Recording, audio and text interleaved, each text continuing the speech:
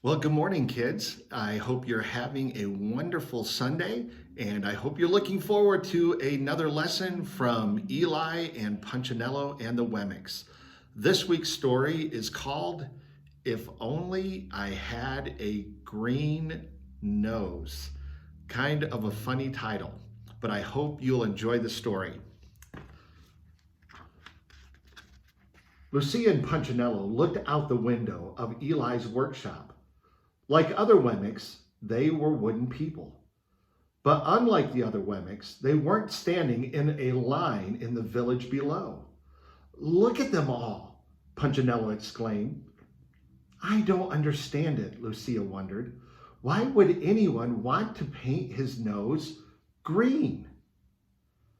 "Because everyone else is," Eli responded without looking up from his workbench. Punchinello didn't understand. "What do you mean?" "Everyone wants to look like everyone else. Sometimes it's square hats. Sometimes it's tall shoes. Why, last year the big thing was yellow ears. Now it's green noses. Everyone wants a green nose." "Does a green nose make them smarter? Punchinello asked. "No." "Does a green nose make them stronger?" "No." "Does it make them faster?" "No." "Then what does a green nose make them?" Eli looked up and smiled. "It makes them greener." But his smile left as he looked out the window at the long line of Wemmicks. "They think they'll be happier if they look like everyone else. But I made them different on purpose. Freckles, long noses, bright eyes, dark eyes. These were my ideas. Now they all want to look exactly the same." "Not me," said Lucia. "I'm happy just the way you made me." "Me too," agreed Punchinello. "I don't need a green nose to feel special." Then he paused and looked at the village. "But I would like to see how a green nose looks up close. Want to go?"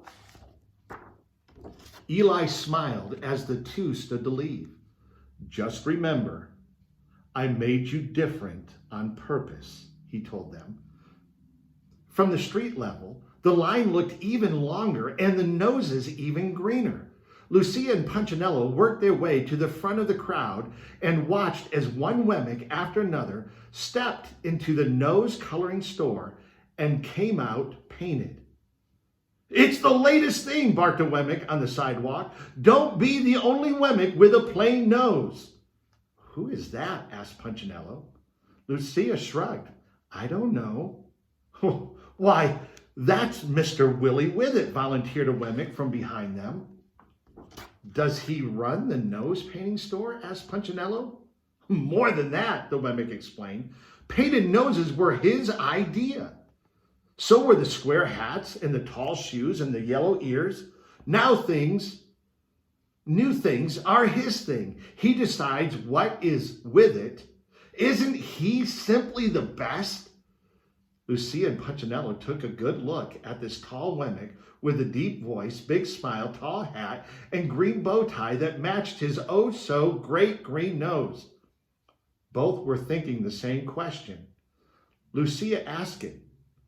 Who made him the new thing picker? The Wemmick looked puzzled, like he had never been asked that question. "Well, I don't know. He always has." Then his eyes brightened. "Wait, look, here comes a new nose." "Oh," said the Wemmicks. "Ah," admired some of the others. The just painted Wemmick didn't stop to speak. He just kept his nose up in the air and walked past. All the green-nosed Wemmicks did this. After all, how could your nose be seen if it wasn't up in the air? Walking around high-nosed, however, was risky.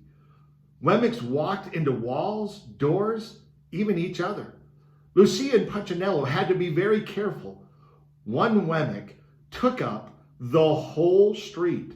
Step back," he announced. It was The mayor. Make way, every Wemmick. My wife is coming in for a touch-up. With one hand, he waved the citizens back. With the other, he guided her through the crowd. Horrible, just horrible, she cried, covering her nose with both hands. I chipped some paint when I bumped into a tree. Now the real me is showing. Oh, it's horrible, just horrible. As the crowd passed, Lucia shook her head. Such a fuss over a green nose? Yeah, Punchinello agreed. You'll never catch me in the nose coloring store. Ah, Punch, I was hoping you'd go. Punchinello recognized the voice immediately. Twiggy? He turned and looked at the wide-eyed, sweet-smiling Wemmick. His ears began to turn red. They always did when he saw her. He reached up and he covered them. Why don't you paint your nose, Punch? I painted mine. Everyone else is painting theirs. Besides, you'd look good in green. Twiggy reached up and touched the tip of Punch's nose. Yours is so cute. With that, she turned and walked away. Bye-bye, she waved. Punchinello moved one hand from his ear to his nose. He turned and looked at his reflection in a store window. Lucia had to grab his hand to get his attention. Come on, Punchinello, let's go. As he walked past the store, he noticed Willie with it, examining his nose in a handheld mirror.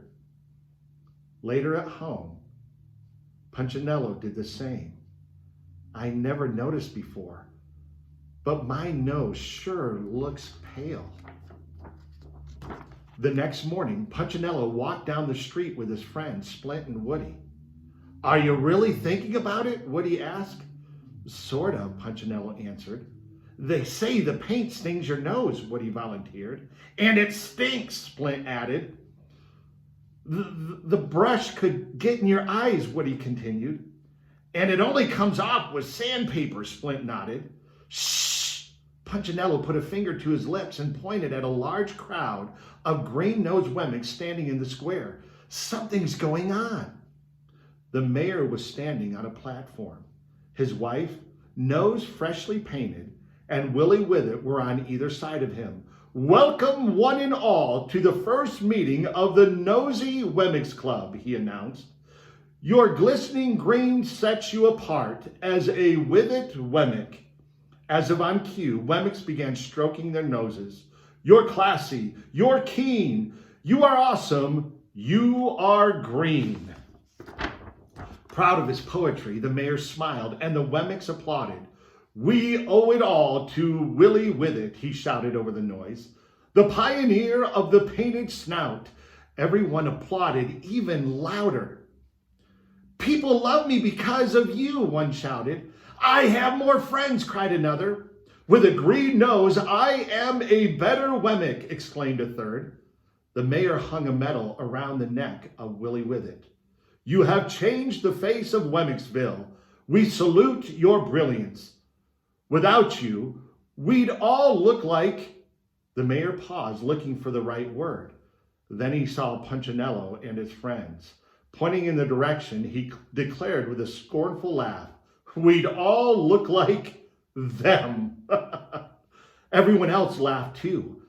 Punchinello and his two friends lowered their heads and covered their noses. Let's hear it for Willie with it, shouted the mayor.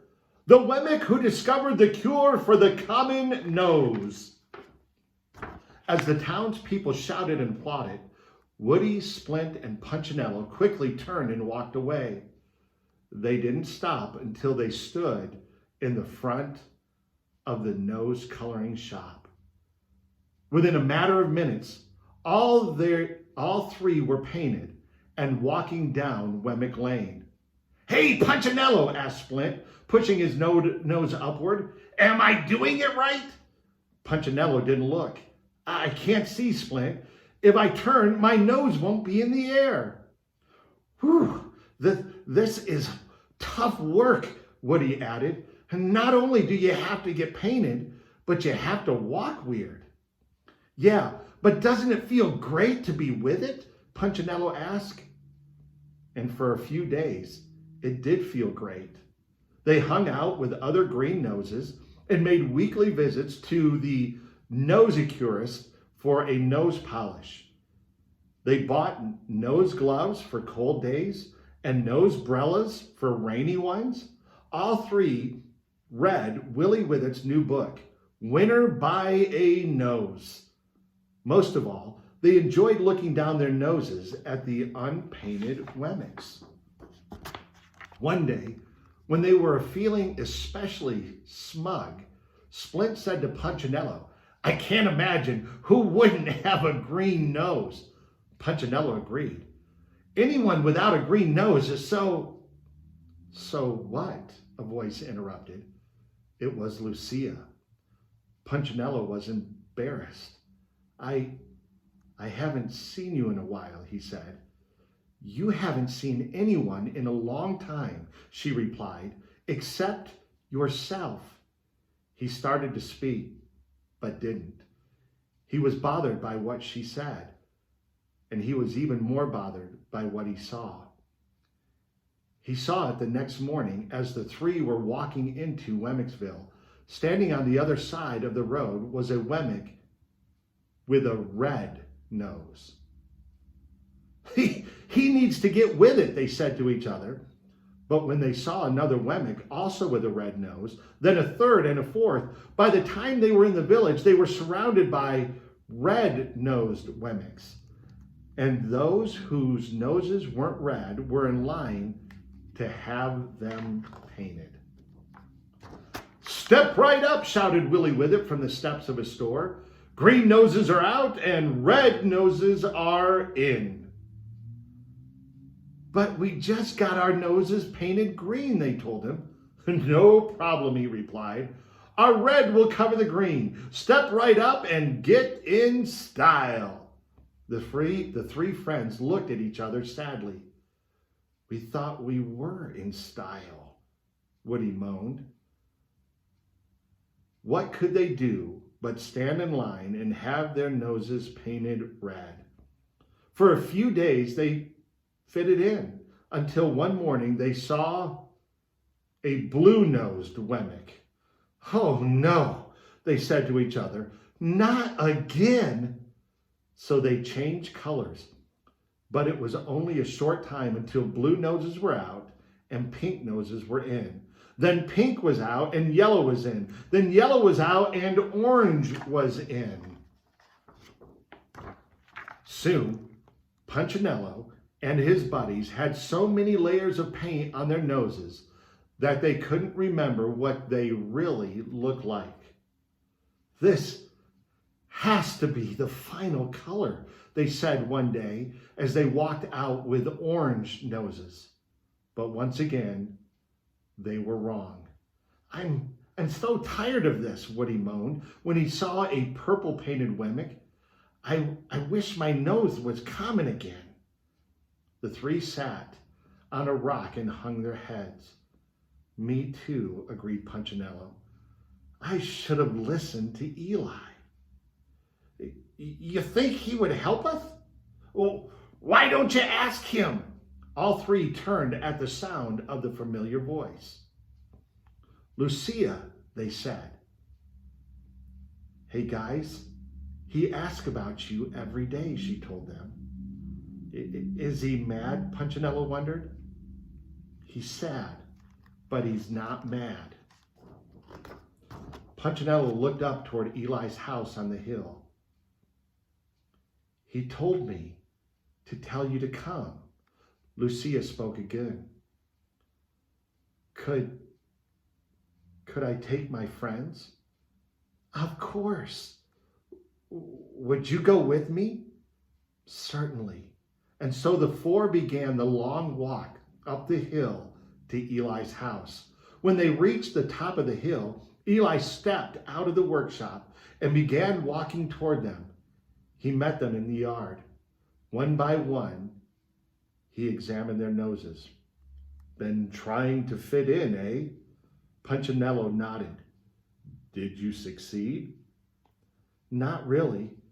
Every time we got close, someone changed the rules. That's the way it is. And my neck hurt from sticking my nose in the air, Woody added.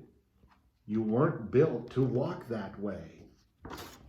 We just want to be ourselves again, Punchinello said. I'm glad to hear that. Can we, they asked. Of course you can, Eli replied. I'll always help you be who I made you to be. Then he reached in his pocket and pulled out a piece of sandpaper. But it's going to take some time. And so Punchinello and his friends followed their maker into his workshop, where he spent the rest of the day removing the paint. It hurt to be sanded, but it was worth it to be normal again. You see, God made us very special just the way we are.